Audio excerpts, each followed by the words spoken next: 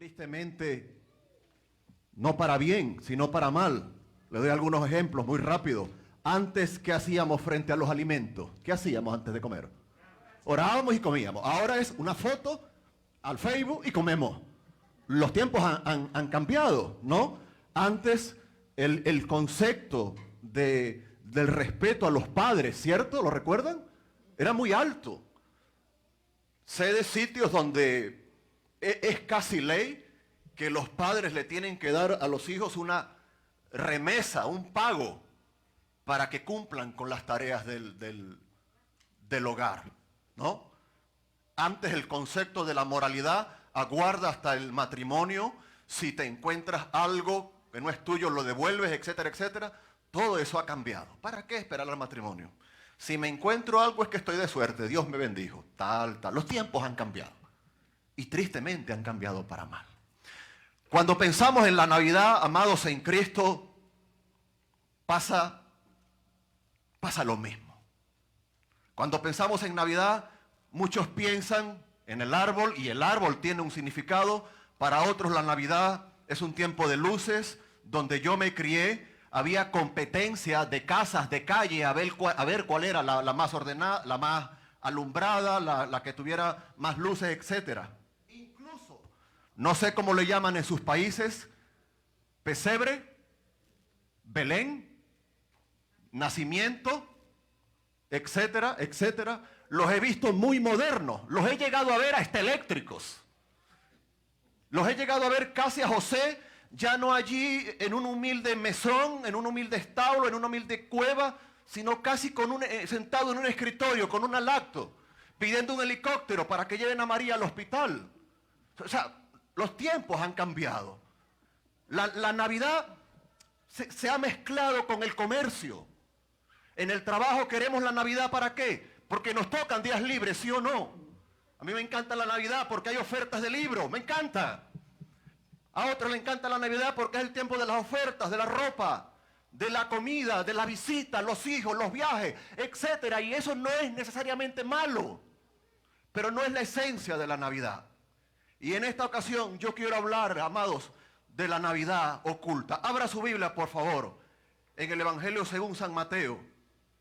Evangelio según San Mateo, capítulo 2, en su Biblia. Mateo está entre Génesis y Apocalipsis, y si le da la vuelta sigue estando allí. Mateo capítulo 2, búsquelo por favor. Y quiero que hablemos de eso que hemos perdido, de esa esencia que parece tan obvia, pero que no es realmente tan obvia en nuestros días. La Navidad oculta. Y he tomado el título de mi mensaje, he tomado el título, no el mensaje es mío, el título lo he tomado de este libro de Timothy Keller, La Navidad oculta, la sorprendente verdad detrás del nacimiento de Cristo. La Navidad oculta. Si alguien quiere conocer más de este libro, en mi canal de YouTube tengo una reseña, cápsulas de teología, perdone la publicidad, pero la aproveché. La Navidad oculta. Cuando llega el tiempo de Navidad, pensamos en todo. La Navidad significa natividad, nacimiento, feliz Natal en portugués, etcétera. Y en cualquier idioma significa eso, significa nacimiento. El pasaje a considerar en esta ocasión es un pasaje fantástico que nos ubica y nos confronta en la realidad si realmente estamos celebrando la Navidad. En la Navidad, no sé si están de acuerdo conmigo, suceden muchas cosas, hermano. Algunas de ellas son raras, les nombro algunas. La Navidad es un tiempo de milagros, ¿sí? ¿Sabe por qué? Porque en diciembre saludamos al vecino que no lo saludamos durante todo el año. Navidad es un tiempo de milagros porque tomamos el teléfono y llamamos a quien no hemos llamado de enero a noviembre. Pero nos pasa igual, recibimos llamadas y ¿qué decimos? ¿Y este número de quién es? ¿Y este email con una tarjeta? Así que es un tiempo de milagros, pero también es un tiempo donde parece que todos nos volvemos músicos, ¿verdad? Todos cantamos, todos entonamos al mundo paz, suenen dulces signos. ¿Cuáles más? Ayúdenme. Vení pastorcillos, vení a Belén, Santa la noche, ¿qué más? Noche de paz. Y tal vez los más mundanos podemos pensar en un clásico, el de José Feliciano, ¿lo recuerdan? Feliz Navidad. ¿Cómo olvidar Feliz Navidad? Si va a mi tierra hay una canción muy famosa que dice las hojas del calendario cayeron una por una, cuántas noches, cuántas lunas, para sentir la emoción y sentir la tentación del primer día de diciembre. Si va a España, se va a encontrar con un clásico de Luis Aguilé: ven a mi casa esta Navidad. Así que parece ser que en el tiempo de Navidad todos somos músicos, todos somos compositores, todos entonamos alabanza, canciones, etcétera, etcétera. En el tiempo de Navidad nos volvemos piadosos. Queremos abrir las puertas y abrimos las puertas de nuestra casa para que Raimundo y todo el mundo venga. Lo conozcamos o no lo conozcamos, es Navidad y eso es garantía de que pueda entrar. El tiempo de Navidad obviamente también se presta para las deudas, ¿sí o no? Para los kilos, ¿verdad que sí? Me casé con una princesa, me casé con una doncella y ahora vivo con una ballena. Me casé con un futbolista y ahora vivo con el balón. Desaparecieron los chocolates, los marcados del pecho. O sea, todo se pierde en Navidad en muchas ocasiones. Pero la Navidad también es un tiempo para planes y proyectos, ¿sí o no? En la Navidad, no sé si usted será como yo, por 50ª vez me propongo aprender inglés para el nuevo año. Me propongo bajar de peso. Me propongo arreglar los muebles. Me propongo y me propongo y me propongo y me propongo. Así que la Navidad tiene algo mágico, ¿verdad que sí? Permítanme, ¿no?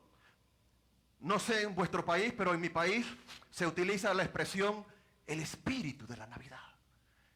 Y hasta hay sitios donde se dice, se siente el frío navideño. Hasta el clima cambia. Se siente el frío de diciembre.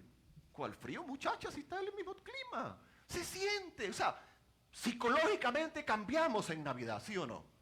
Y estoy hablando de países donde no hay invierno. En el caso nuestro, obviamente, que es distinto. Así que suceden tantas cosas en Navidad. Pero también en Navidad suceden cosas maravillosas. Es un tiempo de recuerdo, ¿sí o no? Es un tiempo de alegría, de meditación. Es un tiempo de verdad, es un tiempo de compartir. Es un tiempo de reflexión, ¿sí o no? Entonces suceden cosas raras, cosas mágicas y cosas hermosas, cosas reales. Por cierto, hago una pausa. A veces he escuchado todos los días es Navidad. No, ese disparate no es cierto. Navidad es Navidad cuando es Navidad. Eso está, que no se me ofenda a nadie, por favor. Cuando la hermana soltera, bueno, puedo decir el hermano también, pero hermana, ¿cuándo se casa? No, yo me casé con Cristo. Ay, pero qué espiritual suena la hermana. No. Navidad no es todos los días, porque en Navidad celebramos que Cristo se hizo hombre, y como acertadamente dijo el hermano Douglas, si eso no fuera así, estuviéramos aquí perdiendo el tiempo. Estuviéramos haciendo ruido. Pero Cristo vino al mundo, ¿cuándo? En esa primera noche de Navidad. Y allí estaba María sin seguro médico. Allí estaba José, nadie le pudo regalar un librito. José, ¿cómo ser padre a los 50? Léetelo. Nadie les cuidó, nadie despidió a María con un baby shower, ¿verdad que no? Nadie estuvo allí con ellos. Pero esa primera noche de Navidad fue la noche que impactó al mundo. Y hay una canción en España que dice, en España hay una canción que dice, para morir Jesús nació. Y en mi tierra cantamos una canción que dice, Cristo vino al mundo en Navidad. Y eso es lo que importa. Así que en la Navidad oscura, quiero hablar en Lucas, en Mateo capítulo 2, versículo del 1 al 12. Pero quiero dejar que sea Timothy Keller que nos haga la introducción en esta ocasión. Escuchen, por favor. La Navidad es el único día festivo cristiano que también se festeja secularmente, los que no son cristianos. Podría decirse que es la fiesta más grande de nuestra cultura. Como consecuencia existen dos fiestas diferentes que celebran millones de personas al mismo tiempo. Esto produce cierta incomodidad en ambas partes. Muchos cristianos no pueden pasar por alto que los festejos públicos alrededor de Navidad cada vez más evitan cuidadosamente toda referencia a sus orígenes cristianos. Un ejemplo, China. China está celebrando la Navidad, ¿lo sabe? Pero no hay referencia al cristianismo. De hecho, si usted ve la lista de Open Door, creo que se traduce en español puertas abiertas, si ve la lista de La Voz de los Mártires, de Barnabas Fong, Fundación Bernabé y otros ministerios que trabajan entre la iglesia perseguida, China está cerquita de Corea del Norte, entre los países que más persiguen a los cristianos. Y celebran la Navidad, pero desde el contexto ¿qué? Secular, comercial. Continuamos. En los negocios, la música de fondo dejó de lado al mundo paz. ¿Cuántos crecimos con al mundo paz? Casi todos los que estamos aquí. Ok.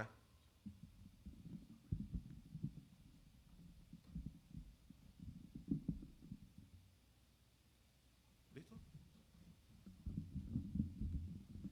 Gracias, hermano.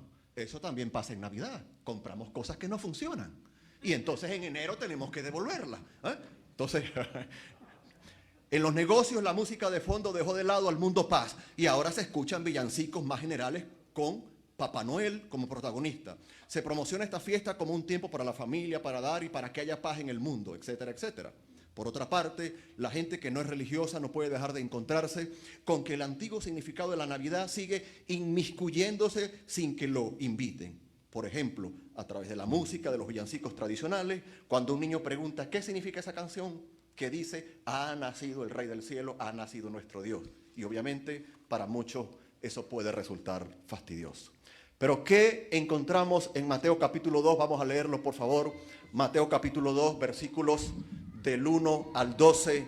Y dejemos que sea la palabra de Dios la que nos revele el verdadero significado de la esencia de la Navidad oculta. Mateo 2, versículo 1. ¿Están conmigo? ¿Lo tienen? Cuando Jesús nació en Belén de Judea, en días del rey Herodes, vinieron del oriente a Jerusalén unos magos diciendo, ¿dónde está el rey de los judíos que ha nacido? Porque su estrella hemos visto en el oriente y venimos a adorarle. Oyendo esto, estoy en el versículo 3, el rey Herodes se turbó y toda Jerusalén con él. Y convocados todos los principales sacerdotes y los escribas del pueblo les preguntó dónde había de nacer el Cristo. Ellos le dijeron, en Belén de Judea, porque así está escrito por el profeta. Versículo 6, ahí está la profecía. Y tú, Belén de la tierra de Judá, no eres la más pequeña entre los príncipes de Judá, porque de ti saldrá un guiador que apacentará a mi pueblo Israel. Entonces Herodes, llamando en secreto a los magos, indagó de ellos diligentemente el tiempo de la aparición de la estrella. Y enviándolos a Belén, dijo, y allá, y averiguad con diligencia acerca del niño. Y cuando le hallé, hacémelo saber. ¿Para qué? Dijo Herodes. De la noche a la mañana se volvió pastor, se volvió cristiano, para que yo también vaya y le adore. Ellos, habiendo oído al rey, se fueron y aquí la estrella que habían visto en el oriente iba delante de ellos hasta que llegando se detuvo sobre donde estaba el niño. Y al ver la estrella se regocijaron. ¿De qué manera, hermanos? Dígamelo. Con muy grande ¿qué? Gozo, qué lindo. Y al entrar en la casa vieron al niño con su madre María y postrándose, ¿qué hicieron? Lo adoraron. Y abriendo sus tesoros, le ofrecieron presentes, oro, incienso y mirra. Pero siendo avisados por revelación en sueño que no volviesen a Herodes, regresaron a sus tierras por otro camino. Entonces, yo quiero desvelar con la ayuda del Señor y vuestra atención algunos elementos que están allí encerrados en esa Navidad oculta, que muchas veces se solapan, se traslapan unos con otros. En primer lugar, los primeros versículos del texto. Vemos allí en la Navidad oculta, parece obvio, pero no es tan obvio, al protagonista de la Navidad. Versículo 2, léalo conmigo. ¿Qué venían diciendo los magos de Oriente, los sabios? ¿Dónde está el rey de los judíos que ha qué? Nacido. Entonces, la Navidad oculta nos refleja el protagonista de ella, el protagonista de la Navidad. ¿Y quién es? Cristo el Señor. Vea lo que dice el versículo, vinieron del oriente a Jerusalén unos magos. Hago una aclaratoria por si acaso. Se ha dicho que son 3 reyes magos y ni son 3, ni son reyes, ni son magos. Nació primero la leyenda que eran magos, después que eran 3, después que eran reyes, después más adelante les pusieron nombre, incluso se llegó a decir de qué países eran, Egipto, India y otros por allí. Y la leyenda ha ido creciendo. No, ni eran 3, ni eran reyes, ni eran magos. La palabra magoi, que se traduce allí, indica que estaban en la corte del rey, de Oriente, Persia, Babilonia, Irán, por allí. Y eran unos estudiosos de los astros. No tiene nada que ver con los astrólogos de hoy, de Walter Mercado y toda esta gente, estos brujos. No tiene nada que ver. Ellos estudiaron los movimientos, las constelaciones, los equinoccios, los solsticios. Y no se asusten, lo hacemos hoy. Yo recuerdo a mi papá que decía, veía el cielo y que decía, se presenta un invierno tremendo. Y no lo hacemos hoy. Antes que saliera la chica o el chico del tiempo en la televisión, nuestros abuelos lo hacían, nuestros padres. Entonces ellos eran una especie de estudiosos, ¿no? Algunos los llaman sabios, otros los llaman sacerdotes, pero no eran magos en el sentido que lo entendemos hoy. Una varita, hechicero, convirtió un conejo, nada de eso. Eso es importante tenerlo en cuenta, ¿ok? Ellos venían del oriente y ellos dicen, ¿dónde está el rey de los judíos que ha nacido? Venían de lejos y ellos confirman que había nacido un niño. Y es interesante que más adelante habla acerca de la profecía. Lea el versículo 4, y convocados todos los principales sacerdotes y los escribas del pueblo, les preguntó, ¿quién? Les preguntó Herodes lo que le habían dicho los magos, los sabios, los sacerdotes, los estudiosos, los eruditos. Les preguntó ¿qué? ¿Dónde había de nacer qué?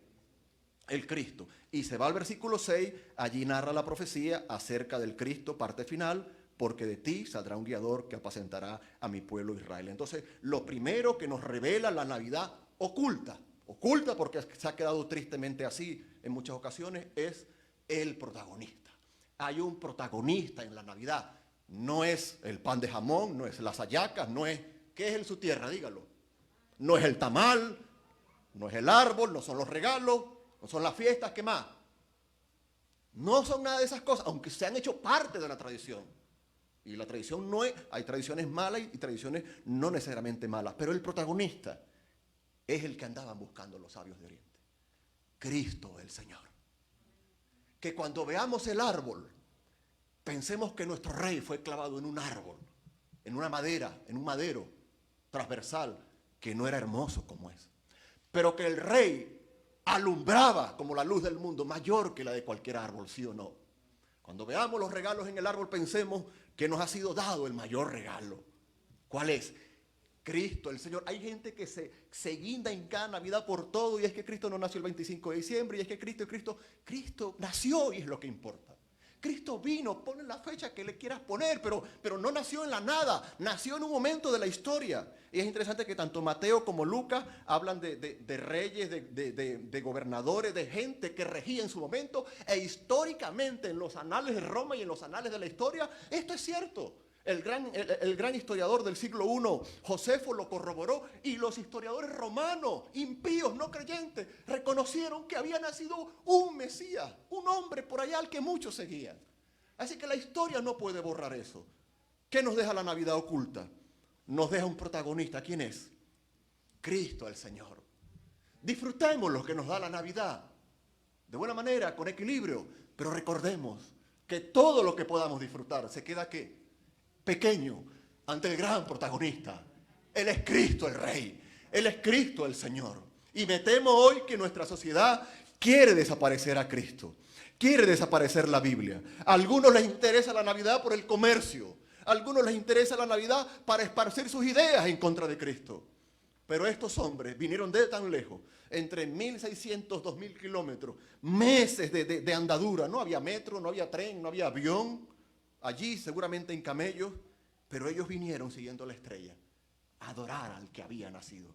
En segundo lugar, quiero que vaya conmigo a los versículos 8 y 9, por favor, para que veamos el acontecimiento de la Navidad. El versículo 8 dice, y enviándolos a Belén, ¿quién? Herodes. Dijo, y allá, y averiguad con diligencia acerca del niño, y cuando le halléis, hacérmelo saber, para que yo también vaya y le adore. Y quiero que se fijen en la expresión donde estaba el niño, versículo 9, donde estaba el niño, ¿no? Y versículo 11, nuevamente ellos se postraron donde estaba el niño. No dice allí donde estaba el niño, pero se postraron donde él. En segundo lugar, la Navidad oculta, ¿qué nos deja? Nos deja un protagonista, ¿sí o no? Cristo el Señor. Pero nos deja algo que teológicamente se llama la encarnación de Cristo. ¿Qué sucedió en Navidad? Ya lo dijimos. Vino Cristo, sí, pero teológicamente Cristo se encarnó. ¿Cómo se explica que el que ya era nació? Que el Dios se humilló, que la luz del mundo vino a este mundo oscuro. Eso se llama en teología encarnación. Dios se encarnó, se hizo carne, bajó, descendió hasta acá para pagar sus pecados, y primero tenía que nacer. ¿Sabe usted que los críticos dicen, no, Cristo no nació? Cristo nace en tu corazón. Por eso la expresión todos los días en Navidad es errada. ¿Usted celebra su cumpleaños todos los días? Si no, tuviera 1.000.000 de años ya. No, obviamente que no lo celebramos todos los días. Es un hecho histórico, puntual, que nació una sola vez. Alabamos todo el año, estamos agradecidos todo el año, pero históricamente se encarnó una vez. Y cuando vuelva por segunda vez, ya no será como un niño humilde, ya no será como un indefenso en los brazos de María, sino que según Apocalipsis será como el Cordero de Dios viniendo a juzgar. La Navidad nos deja un protagonista, Cristo el Señor. La Navidad nos deja un acontecimiento. ¿Cómo se llama? La encarnación. Hay grupos a lo largo de la historia de la iglesia que han negado que Cristo se encarnó. No. Dios es tan puro, dicen, que no pudo haber tomado un cuerpo humano porque el cuerpo humano es malo, es pecado. Otros dicen, no. Dios no nació. Dios nace en tu corazón, etcétera, etcétera. Por eso es tan importante reconocer que Cristo se encarnó. Tercer lugar, retroceda al versículo 1. En tercer lugar, la Navidad oculta, ¿qué nos deja? Nos deja el sentir del corazón. La Navidad oculta nos deja el sentir del corazón. ¿A qué me refiero? Me refiero ahora a los personajes de la escena. Vinieron del oriente unos magos, estoy en el versículo 1, retrocediendo. Y ellos, ¿qué andaban diciendo? Versículo 2. Andaban preguntando, indagando, ¿qué cosa? ¿Dónde está el rey de los judíos que ha nacido? Porque su estrella hemos visto en el oriente y venimos a adorarle. Posiblemente ellos conocían Números 24:7, que habla de la estrella, tal. Pero ellos andaban preguntando, y quiero que gire su vista al versículo 2. Cuando dice el versículo 2, ¿dónde está el rey de los judíos que ha nacido? Es una expresión que significa que ellos preguntaron varias veces. ¿Me explico? ¿Dónde está el rey de los judíos? ¿Dónde está el rey de los judíos? ¿Dónde está el rey de los judíos? Y fue tanta la preguntadera que llegó a los oídos ¿de quién? De Herodes. No es que ellos preguntaron, ¿dónde está el rey? Y no, sí. Pon el GPS a la derecha, giras en la rotonda, a la izquierda, 20 millas, allí, la casa así, donde está el Starbucks, ahí al lado, allá está Cristo. No, ellos preguntaban. Y es una pregunta insistente. Entonces, en primer lugar, quiero que vea, no los magos los vemos, a quienes ellos les preguntaron. ¿Sabían o no sabían dónde Cristo había nacido? No tenían ni idea. Entonces tenemos el grupo de los ignorantes, ¿sí o no? No sabían que Cristo había nacido. De Jerusalén, el palacio de Herodes, al sur, abajo a Belén, entre 8, 10, 16 kilómetros. Póngale 16 kilómetros. Herodes era el rey. No era una distancia del otro mundo. Y sin embargo, ellos no sabían. Versículo 3, vea lo que dice. Oyendo esto, el rey Herodes se turbó y toda Jerusalén con él. Y convocando a todos los principales sacerdotes y los escribas del pueblo, les preguntó dónde había de nacer el Cristo. Segundo grupo o segunda persona que vemos acá. Y es a Herodes. ¿Lo vio? El rey no sabía dónde iba a nacer el rey. Por cierto, un asesino mató a su esposa, a la madre y mató a sus 3 hijos.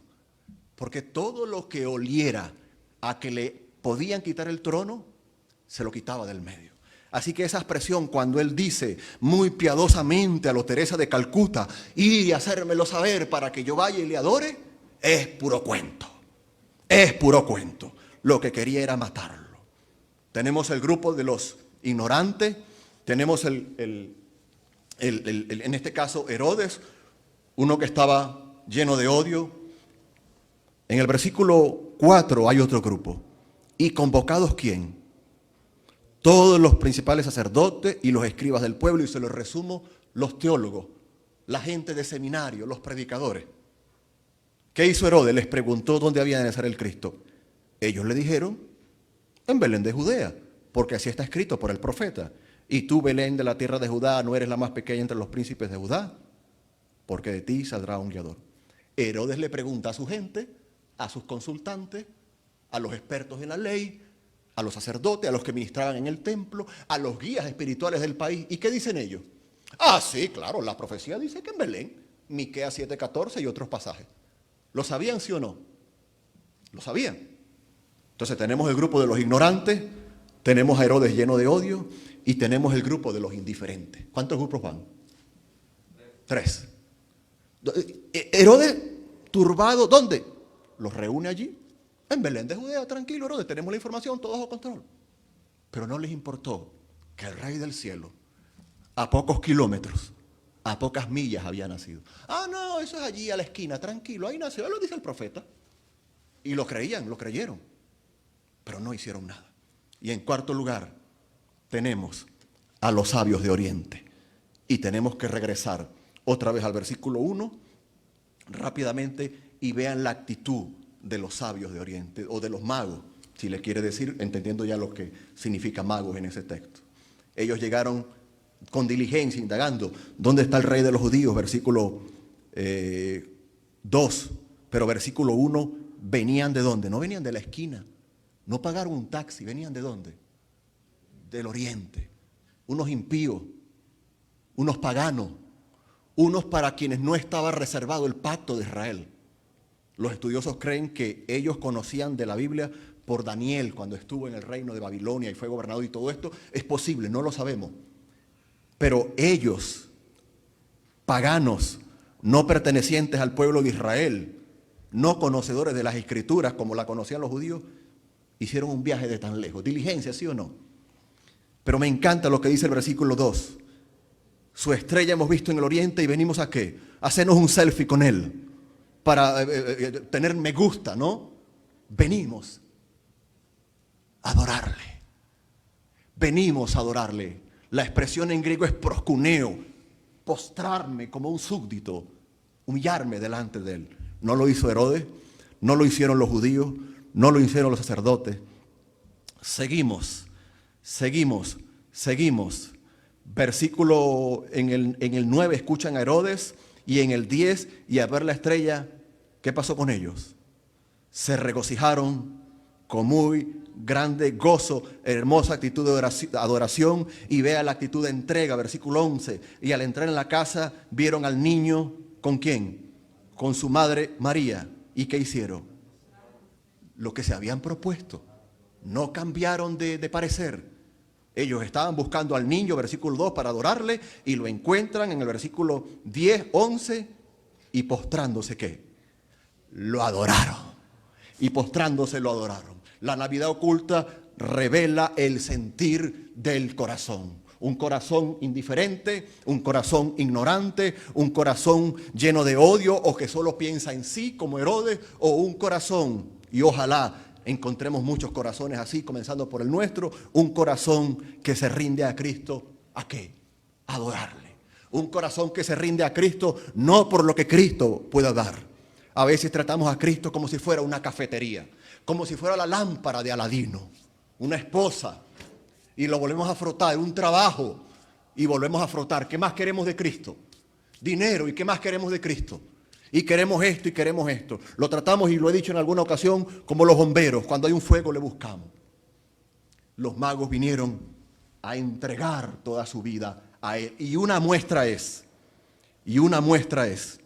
que postrándose lo adoraron y abriendo sus tesoros. La palabra tesoros allí es cofre. ¿Qué hicieron? Le ofrecieron presente. Oro, el regalo para un rey. Incienso, usado en el templo para la administración entre los sacerdotes, y mirra, que tenía que ver con el sacrificio y también tenía que ver como para minimizar el dolor, como un anestésico.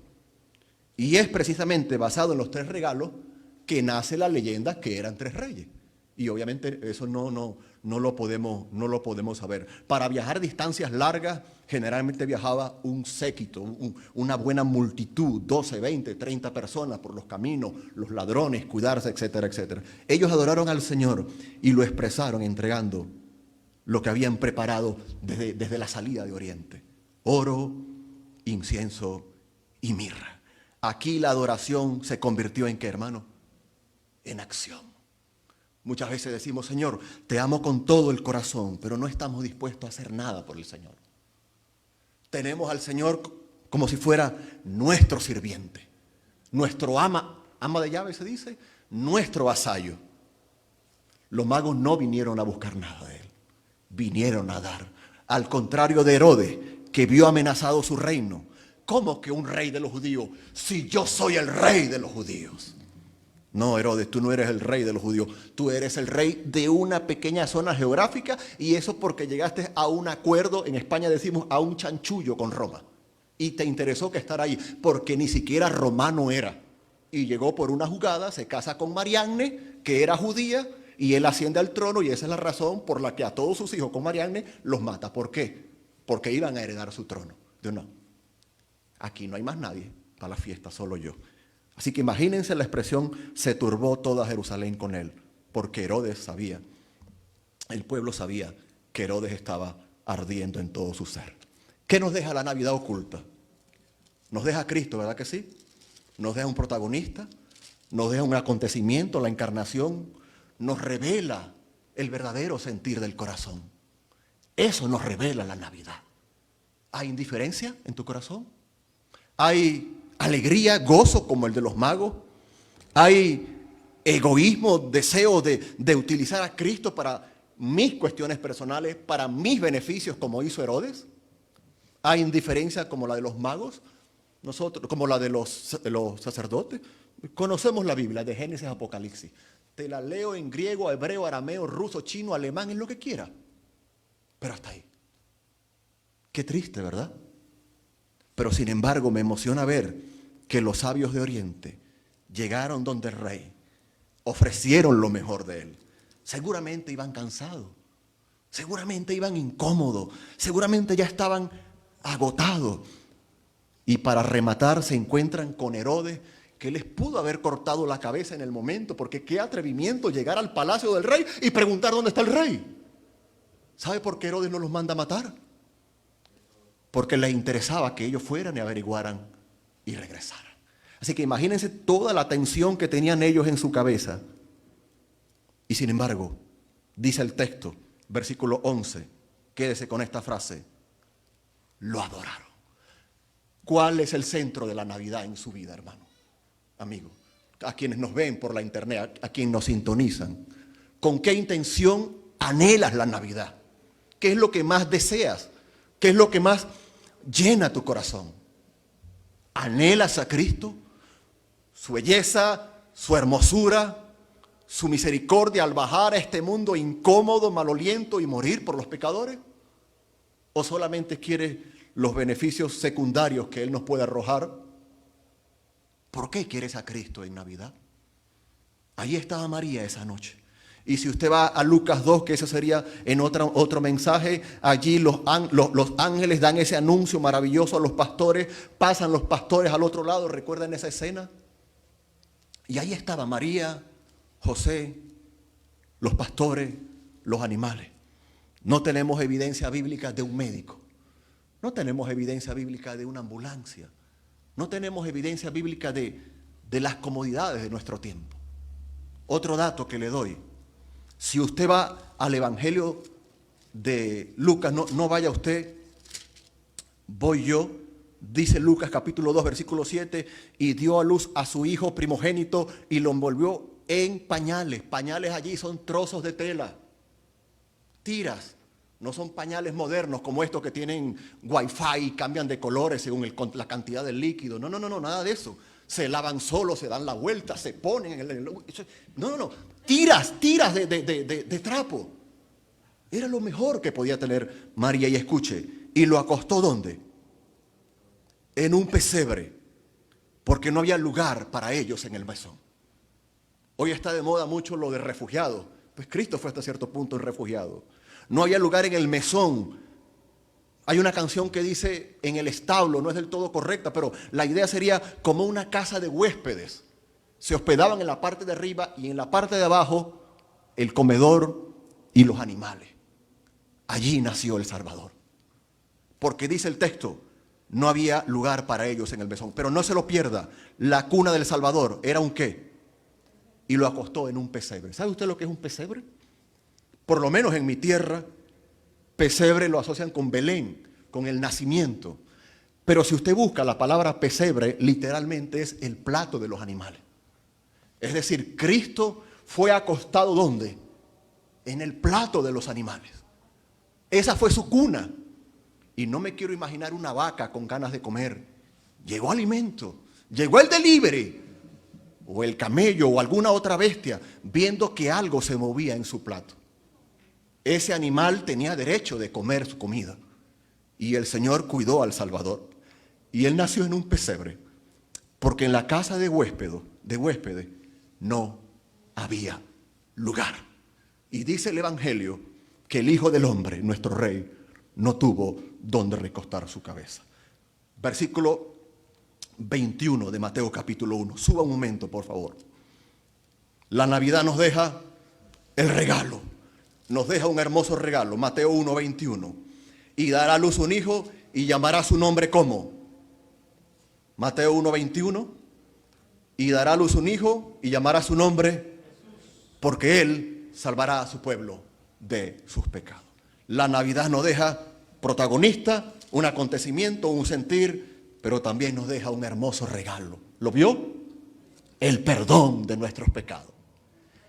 ¿Por qué no le llamaron Pepe, Rodolfo, Anacracio, Pancracio, Jairo, Wilfredo? Jesús, Yeshua, que deriva de Oseas y a la vez deriva de Jehová o Yahweh, Yahvé, y significa Dios trae salvación. Por eso le vas a poner Jesús. Por eso no Manolo, por eso no Eustaquio ni Atanasio. Jesús, porque Él trae salvación en su vida.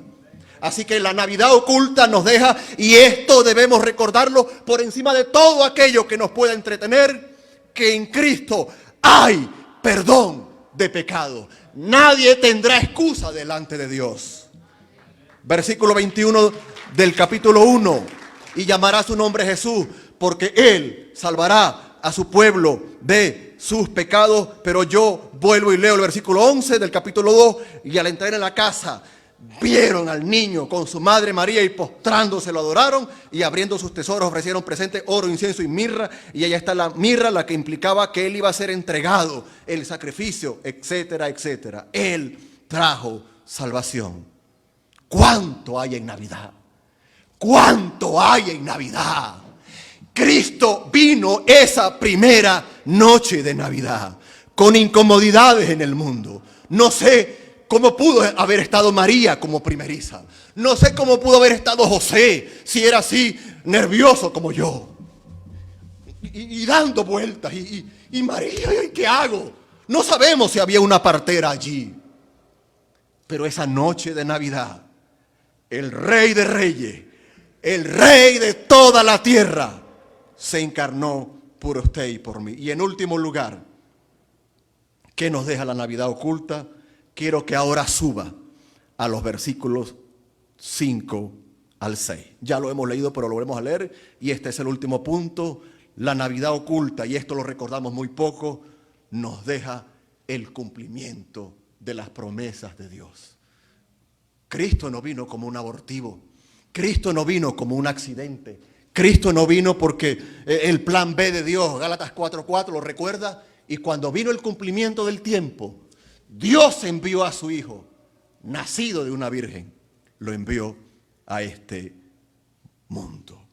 La Navidad oculta nos deja el cumplimiento de la promesa de Dios en Navidad. Versículos 5 al 7, ellos le dijeron en Belén de Judea, porque así está escrito por el profeta. Y tú, Belén de la tierra de Judá, no eres la más pequeña entre los príncipes de Judá, porque de ti saldrá un guiador que apacentará a mi pueblo Israel. Hay otra profecía en Jeremías, Zacarías, Malaquías, etcétera, etcétera, etcétera. Y el mismo versículo 23 del capítulo 1 arriba, que ya dijimos, cita a Isaías 7:14. Y aquí una virgen concebirá y dará a luz un hijo, y llamará su nombre como Emanuel. Imanú en hebreo, Dios con nosotros. ¡Guau! Y nos quejamos en Navidad. Y nos quejamos por el regalo del amigo secreto, que no era lo que yo quería. Y nos quejamos que le invitaron a esa familia a comer, pero a mi familia no. Hermano, cuando entendemos la maravilla de la Navidad, lo demás se hace pequeño. Es importante, lo disfrutamos, yo el primero.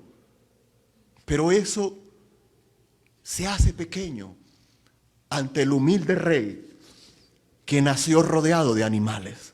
¿Sí o no? El Señor tomó la iniciativa Y quiero ir terminando. Para ti que estás escuchándome en esta ocasión aquí, para usted que está escuchándonos por la internet, ¿cómo está la Navidad para usted? ¿Está oculta o está descubierta? ¿Conoce y tiene y asimila usted completamente el sentido y el significado de la Navidad? Lo demás es bulla, muchas veces desorden, muchas veces bochinche. Pero el centro de la Navidad, amigo, amiga que nos escucha, es Cristo el Señor. Su perdón de pecado. Y para morir en la cruz tenía que nacer. Y después de nacer, sufrir. Y después de sufrir, morir. Resucita y asciende. Pero todo comenzó con el nacimiento. Si no hubiera habido nacimiento, no hay salvación. Y hubo salvación y vida eterna. ¿Cuál será su respuesta a los que me escuchan en esta ocasión? ¿Serás como los sabios de Oriente? ¿Seremos como los sabios de Oriente? ¿Seremos como los ignorantes de Israel que no sabían nada? ¿Seremos como el cruel Herodes? ¿Interesa a Cristo pero para mis intereses? ¿Seremos como los sacerdotes? Leemos la Biblia pero hasta allí. Y repito, y vuelvo a preguntar, ¿o seremos como el ejemplo hermoso de los sabios de Oriente que con diligencia entregaron su tiempo, fuerza, vida, recursos para adorar al Señor? Termino con unas sabias palabras de uno de mis autores favoritos, un autor cubano puertorriqueño, don Justo González, La Navidad, origen, significado y texto. Si quieres saber del libro, en mi canal de YouTube, Cápsulas de Teología, tenemos una reseña. Yo sé que hoy he hecho 2 cuñas sin pagar, pero bueno. Don Justo González termina su libro, La Navidad, origen, significado y texto, de la siguiente manera. Me encantó esto y lo voy a usar para terminar. El niño en el pesebre es también el Redentor en la cruz. El vencedor de la tumba que está sentado a la diestra de Dios Padre Todopoderoso. El niño que ha venido a unirse a nuestra naturaleza humana ha tomado sobre sí la carga de muerte que es parte de nuestro destino ineludible. En la cruz, los poderes del mal se posesionaron de él y creyeron haberle destruido. Pero al tercer día se abrió la tumba y se abrió también la puerta del cielo. Como bien dice Efesios 4:8. Subiendo a lo alto, llevó cautiva la cautividad y dio dones a los hombres. El niño del pesebre, ¿recuerda lo que es pesebre? El plato de comida del animal. El niño del pesebre es también el Redentor de la cruz, el vencedor de la tumba vacía y el primogénito, el principal, que nos representa ya ante el trono celestial. Eso es lo que celebramos en Navidad. Gracias, Padre. Gracias por Cristo, porque en Él tenemos el significado de la verdadera Navidad. Gracias por esa primera Navidad. Ayúdanos a recordar el nacimiento. Ayúdanos a disfrutar todo lo colateral que se desprende de ello, de buena manera, con equilibrio, sabiamente, en familia, en santidad, pero sobre todo a recordar a Cristo, a alabar a Cristo, a adorar a Cristo, a ser agradecidos a Cristo. Qué hermoso que Cristo tuvo que morir, pero primero tuvo que nacer. Y Él nació, sufrió y murió por todos los hombres. Te alabamos, Rey, en Cristo el Señor.